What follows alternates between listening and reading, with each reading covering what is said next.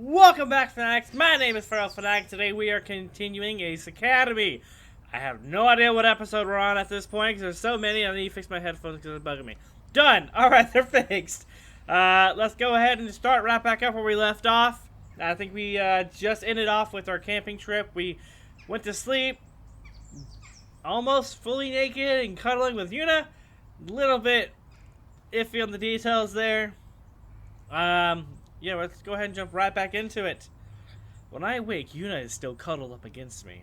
I smile at her sleeping form. She looks so peaceful, and the sunlight filtering through the cracks of the tent frame her like an angel. I brush her stray hair away from her face, and she blinks her eyes open. Ooh, awkward. She smiles as her gaze fixes on me. Good morning. Morning. She stretches lazily and yawns. Did you sleep well? Very well, actually. How about you? Very well, too.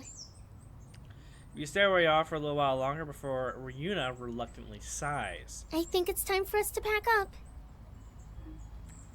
Wait, we're going for like one day. What do you mean time for us to pack up? Are you sure? Yeah. Boo!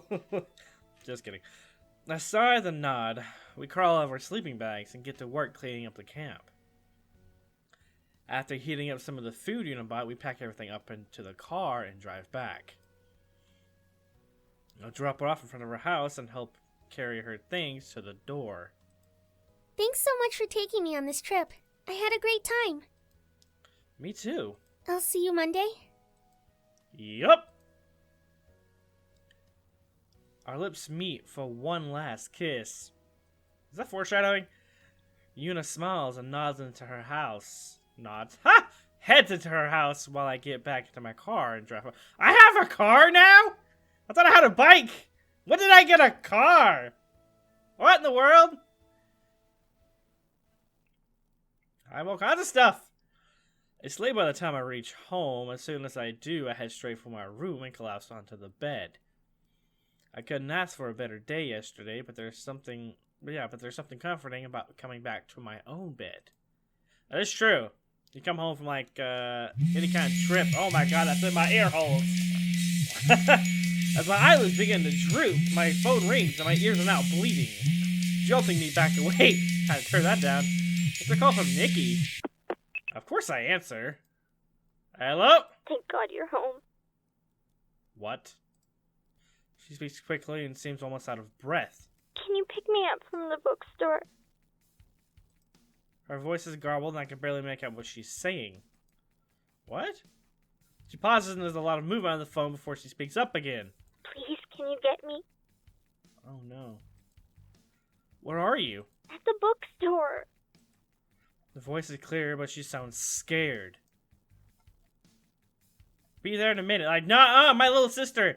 That'd be a dick move just to tell her to take a bus. No, she's scared. Obviously, you can tell. The voice actress did good right there. Something doesn't seem right. Alright, I'll be there in a few minutes. Nikki sighs in relief. Thanks. What the hell the kid do? Break his neck! We hang up the phone and I hurry back to my bike. Nikki would tell me if you were in danger. Wouldn't she? I try not to dwell on the thought, but pick up speed anyway. Luckily, traffic is on my side and I arrive a few minutes earlier than anticipated. Nikki waits for me beneath the street lamp a few feet away from the bus stop. You son of a bitch! What'd you do? I can make out Ken's dark mop of hair beside her. It's a little strange that she's not under the bus awning, and what's Ken doing there? Nikki straightens up as I slow down. Flecks of blood stains her clothes and dark bruises mark her skin. Oh, hell nah! Ken steps into the light to greet me and I wince when I see him. His left eye and cheek is puffy and starting to turn purple. Oh, okay, he got beat up. Woof! It's so bad. Blood drips on his face from a cut on his temple. He must have tried to clean it because his forehead is smeared with streaks of red. What the hell happened here? I park my bike and rush over to them. That's a nice outfit. Pretty cute. Nikki throws her arms around me and hugs me tightly. So glad you're here. Oh my god, Nikki, are you okay? Yeah, I'm fine. You're bleeding! No, the blood's not Ken's. mine. Is it Ken's? No. You look like hell. Ken! That's Ken? Bro, Ken look young as hell. Why does Ken look like a supermodel? Jeez Louise, Ken. No, stay away from Nikki. He tries to smile, then dabs at his swollen lip, his finger now stained with fresh blood. He holds himself stiffly and leans on the lamppost for support. He saved me from those guys. Alright, Ken, got off on the wrong foot. You're my bro. You're my bro now. Salute you. What guys? I don't know. There was a group of them. 3, I think, waiting for the bus. And when I showed up, they started saying all these things about me. They were being so gross and creepy, but I tried to ignore them because I figured the bus would be there soon and it wouldn't matter. And then one of the guys tried to put his arm around me. Freaked out. And I guess I pushed him and he got really angry. And then the other guy grabbed me and... My blood runs cold. He what? Did he hit you? Are you hurt? No. Nikki's voice trembles and her eyes glitter with tears. I'm about to pull her back into a hug when Ken slips his hand into hers and squeezes. Ken intervened before anything could have happened. She glances at Ken, smiling broadly. He came barreling out of the bookstore, screaming at that guy to let me go, and then he punched him right in the face. Ken, you're my bro. Oh, hit my mic. The guy was super angry, and he and his friends ganged up on him. How did you get your bruises then? She frowns. I tried to stop them from ganging up on Ken. Of course you did. You what? What were you thinking of joining the? What were you thinking of joining the fight? You could have been seriously injured. Nikki assessed her jaw. Oh shit. There was no way I was going to let Ken fight them alone. Especially not when this fight only happened because of me. I'm too stunned by her outburst to reply. Of course, I'm not pleased that she put herself in danger, but part of me is also a little proud, like she knocks and senses some fools. But I didn't really need to help. I raised an eyebrow. Ken beat 2 of them up by himself. The 3rd one had to help them up so they could escape. What? I look skeptically at Ken. I wouldn't say he's scrawny, but he's no muscle man either. Ken shifts nervously. I think I can still make him uncomfortable. I have some experience with martial arts. I approve. What do you mean, some experience? You're a 2nd dan black belt. I don't know what that means. He's a what? I certainly was not expecting that. You threw yourself in harm's way to protect Nikki? Of course. Ken maintains eye contact and answers with conviction. Nikki blushes. Anyway, I told Ken he should go back inside, but he refused. Oh, does he work at the bookstore? He probably is gonna get fired. It's not safe for her to wait alone. I take another look at Ken. Respect. There's a fire in his eyes I've never noticed before. When he looks at Nikki, he isn't that timid kid trembling in his boots. He looks like someone willing to move mountains. I meet his eyes and nod. Thanks for being there for her. He blinks in surprise and nods back. I only did what anyone would have done. Not anyone. Don't be so modest. You were amazing out there. Ken shrugs awkwardly, then winces in pain. He's like, oh, that kind of thing. Are you sure you're okay, though? Maybe we should get you to the hospital. He shakes his head. I'm fine. Nothing's broken. Yeah, but you're gonna be sore in the morning, my dude. I look him over. I don't know about that. I told him we should call an ambulance, but he refused. I promise, I'm okay. I'm sorry for causing you such trouble. God, Ken. This is one of those rare times I wish my bike could fit more people. Do you at least have a ride home? He let me call his brother to come pick him up. We'll wait here until he arrives. I appreciate the thought, but I would feel more at ease if you took Nikki home. Offer to walk him back into the bookstore. If you don't want us to wait with you, will you at least let us walk you back into the bookstore? It should be safer in there. I'm sure your coworkers will let you back in. They're probably wondering what Yeah, he happened works to you there. anyway. Okay. You work there? Ken nods. Then let's definitely get you back inside. Realizing he's fighting a losing battle, Ken agrees. Okay. Nikki and I go to support him, but he manages to walk by himself. As we head into the bookstore, his coworkers rush out to help, asking questions about what happened. Nikki and I sit with Ken as we wait for his brother. This is not a bookstore! Nikki's brother, for his brother to arrive. Nikki fusses over Ken, he lets her. As I watch the two of them, I pay close attention to Ken. He's calm, respectful, and polite. But most importantly, he makes Nikki smile. I'm like Ken, no, I approve. Like, he's a bro. Okay, can I talk to you for a second? He looks at me with wide eyes, the very same expression that he wore the first time I met him, after I barged into my sister's room. Sure. Amused, I lived in a quiet area behind the shelves. I'm trusting you to take care of her. He blinks blankly before his eyes open wide again, as his face turns pink. He bows at a perfect 90-degree angle. Of course. Thank you for your trust. You don't have to bow. He returns to an upright position. Sorry. Don't apologize. Sorry. I glare at him and he shuts up. This is kind of fun. I think I may actually enjoy this turn of events. Alright, let's go back. Nikki bombards us with questions as we return. What was that all about? Why wasn't I invited? Why did Ken bow? Yeah, Ken, why did you bow? I grinned devilishly at him to answer, daring him to answer. It's because he's, my senpai? Nice! Nikki stares at him blankly, then shifts her attention to me. What did you do? I didn't do nothing, per se. Nothing at all. Isn't that right, Ken? Of course. Nikki pouts, but I can see the trace of a smile. I guess she's glad we're finally getting along. A few minutes later, Ken's brother shows up. He convinces Ken to go to the hospital and thanks us for our help. With Ken safe, we head home.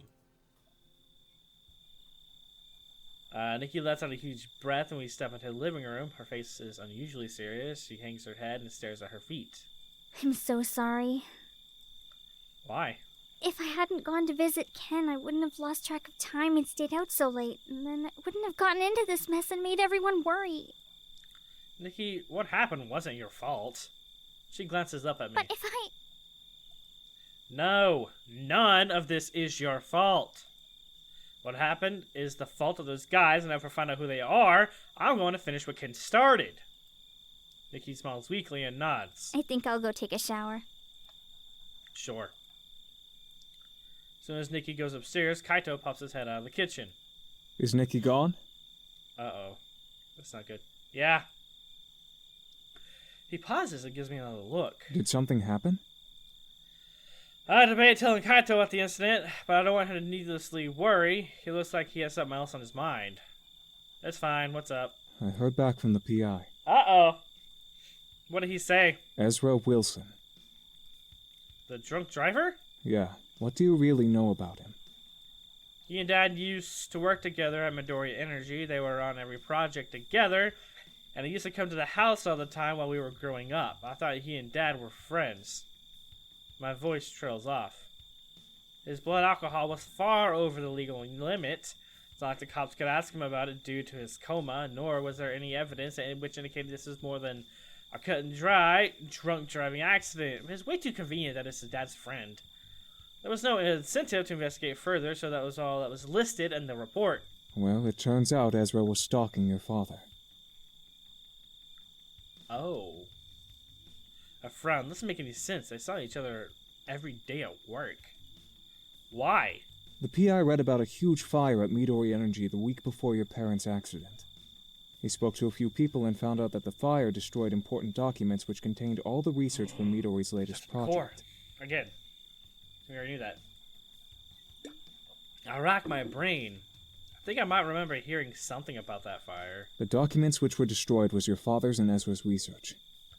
Is it the same research in Eagle? That's research. I try to recall Dad right before the accident. He seemed a little more worried than usual, but otherwise didn't give any indication that something was amiss. Shouldn't he have been devastated by something like losing years of research? He did, because it's an Eagle. Was he trying to protect me, or was something else going on? Ezra didn't take the loss well. Right after the fire, Ezra accused your father of purposely sabotaging him by setting their research on fire. Oh, that's not good. The cops couldn't have found... way too convenient. The cops didn't investigate that. Dad wouldn't do that. It was his research, too. Right. It didn't make sense. Nobody believed him, and they chalked up his breakdown to stress. But he wouldn't let it go. He accosted your father many times at work demanding answers. It got so bad that he was assigned a leave of absence by the company. Ooh, that's fancy lingo of saying you're temporarily fired. On the day of the accident, your parents had lunch at a cafe. Okay, he didn't say the rest. Nikki called them for asking for a ride. We already knew that. Yeah, I remember. The PI asked the waitstaff if they remembered seeing your parents there, and they did. Ezra, too. He was there? Yeah, he'd followed them there and was already clearly intoxicated. He demanded that they pay him all the money he would have made upon completion of the project. Asshole. Obviously, your father refused and continually maintained his innocence. Ezra became so disruptive, the manager had to forcibly remove him from the cafe. Oh, we didn't finish. Your parents seemed shaken, but tried to finish their meals as if nothing happened. That's when they received the call from Nikki. I guess Ezra tried to tell them, but ended up running them off the road. Got the nods looking more grim than ever. Something doesn't add up. What research is important enough to kill over? And if Ezra was driven to madness after losing his life's work, why was Dad barely affected? Then there's the convenient timing of Akira's copycat core. How much time has passed since the accident? Since the fire? Enough for the company to piece together just enough for the research to turn a profit. Uncle Kaito? He looks at me. I think the research that killed Dad has to do with my core. He hesitates and nods slowly. You might be right. Wasn't there an encrypted piece that Valerie wasn't able to unlock? Maybe that can help make sense of all this. I need to take another look at it. I need to go look at my core. Uncle Kaito doesn't try to stop me. You do what you need to do. Just be safe. Thanks, Uncle. For the second time today, I race to the garage and hop on my bike. Then I drive to Ace. The campus feels even more empty than usual, even though it's after hours. I have no trouble swapping into the hangar. All is quiet except for the sound of my footsteps. I cannot get the Eagle fast enough. As soon as I do, I plop down at the terminal and boot up the computer. I follow the instructions that lay left for me, and I'm greeted by the password prompting screen she showed me earlier. She said there was a hint there. Let's see what it says. The screen is scrambled nests of words with no rhyme or reason to them. I read it through a couple of times just to make sure my eyes don't skip any words. Most of these words mean nothing to me, but a select few stand out. Cricket, moves, or hops a lot. Those are childhood nicknames Dad gave me. Each of them has a story, but none of them were very long-lived. The ultimate nickname that stuck with me for an embarrassing long time was Meatball. Because when I was born, my cheeks were big and round like meatballs. Dad's favorite story to tell was... Oh, wait, hang on. Dad's favorite story to tell was the time I started school. The teacher called Dalian for roll call, and I stayed silent when she marked me absent. After she got through the list of names, I said she didn't call mine. She asked my name and if I was Dalian, and I responded with, "No, my name is Meatball." I've been called Meatball a hole for so long that I didn't even know my real name. That must be the answer. Meatballs! Italians! Just kidding. I apprehensively type in Meatball into the password prompt. My finger hovers over the enter key before pressing it. The prompt disappears and a video pops up on my screen. My breath catches in my throat as Dad looks straight into the camera. There are dark circles under his eyes and worry lines around his mouth. His eyes stick up at odd angles. And his clothes are smudged with dirt and oil. Where did I start? Actually, yeah, I'm going to stop right here. Thank you so much for watching this video. I hope you enjoyed it. If you actually enjoyed it, don't forget to like and subscribe, and I'll see you guys in the next one. Goodbye.